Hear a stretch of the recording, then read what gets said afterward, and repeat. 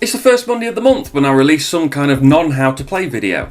And Simon has asked for a comparison between two games, so I figured it was time to revive an old series I thought didn't work for me. Well, it didn't really work for a podcast series when I did my first run of these in 2015, although the only one I've done on video has done okay views-wise since its release in 2019, now I look at it. So I'm Rob for Jesta ThaRogue.com, and this is Game vs Game, where I can compare two games over 5 categories, award points and see which one wins. This time it's two of the greatest games ever made, 2012's Terra Mystica versus 2022's Terra Nova. And then afterwards we'll chuck in Gaia Project for a laugh, see how it does.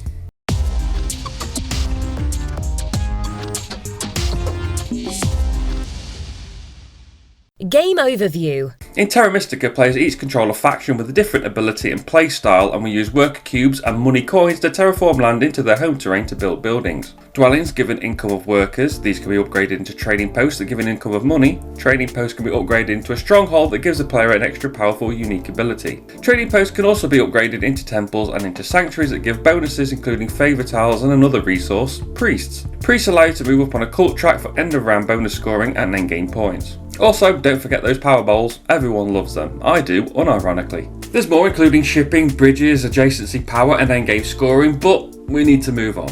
In Terra Nova, it's the same but without all the cults, priests and religious stuff. Theme. Well, this will be a short one. I still have no idea why these fantasy races are terraforming and building. I've never cared to find out, I just like the game. But as to which game has the best theme when they have the same theme, let's just give them both 1 point and move on. Setup and rulebook. So the setup for both games is pretty much the same. Terra Mystica has more to it, but the fiddly bit of putting the buildings on the faction board is the chore shared by both games, so I'll call that a tie.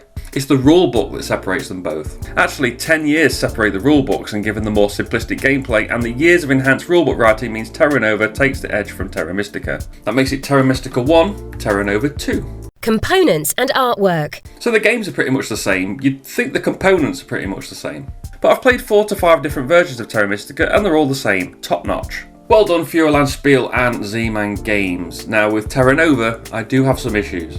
There's a bit of faded painting on certain pieces, so if you put them next to each other you can really see a difference. Some bits of wood haven't been cut, shaved or trimmed properly or whatever, sloppy. The artwork will always come down to personal preference. The original is nice and the newer art is more cartoony but fits with the lighter gameplay. And in 10 years I'd expect better, or at very least the same. Terra Mystica 2, Terra Nova 2. Ease of teaching and accessibility. Well, this one could be one-sided.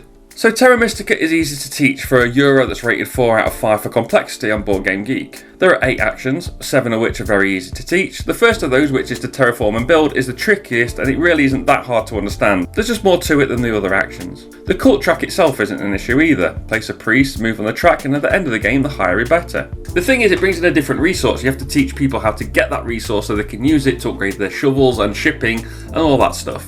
And there's also the 2 extra building types and the favour tiles, it's a whole extra thing. Now for both games, everything is open information, so it makes teaching and accessibility a bit easier. The key here, and obviously Terra Nova gets the point, but the key here we're going to look at the differences between the two games. First up, you only have money as a resource, there's no workers or priests in Terra Nova. Also, no 5th player in Terra Nova, so Capstone Games, get on that please and thank you. The factions have a nice reference guide with all their abilities as well as a little strategy tip which when paired with a suggested setup will give new players a chance for a decent start. You have 8 power in the bowl instead of 12, you can't sacrifice power to move power and you only need to spend power to buy coins 1 for 1, not workers or priests. There are 5 terrain types instead of 7 which makes the terrain wheel easier to read. Each spade used to convert costs 6 money and that's the cost, there are no actions to make this more efficient. Also it's called Make Habitable and Build and not Terraform and Build. There are no sanctuaries, favour tiles and the cult track as mentioned which cuts a large chunk of the game off. Instead of 1 stronghold unlocking an ability, you have 2 palaces you can build in any order, both unlocking a different ability. Terra Mystica, when you build adjacent to another player, they gain power equal to the value of all adjacent buildings at a cost of 1 fewer point than the power gained. Yeah, in Terra Nova you get 1 power point per adjacent building, a nice easy flat bonus. Adjacency has been changed from directly adjacent and indirectly adjacent to directly adjacent and within reach. Not sure that helps, but at least the two things sound different. They have also removed some of the more complex faction abilities such as the fakirs and dwarves flying and tunnelling, which causes issues with the previously mentioned adjacency rules. And of course it's no surprise that the slimmed down version of the game is the most accessible and the easiest to teach. Terra Mystica 2, Terra Nova 3. Gameplay and replayability. This is the most important category and is worth 2 points. Obviously the gameplay is very similar, so I won't waste too much time. I personally prefer the heavier version of the game, and the extra races and including the different game boards you can have that's brought in with the expansions adds to the replayability. So to finish up, that's Terra Mystica 4, Terra Nova 3. We knew it'd be close, and it was.